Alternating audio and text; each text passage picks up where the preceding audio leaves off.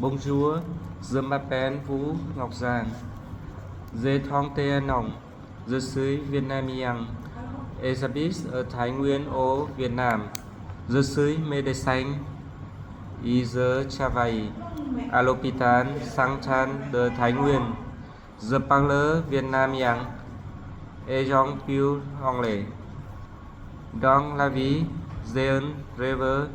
Je veux visiter Pékin, la capitale de la Chine. C'est une ville magnifique.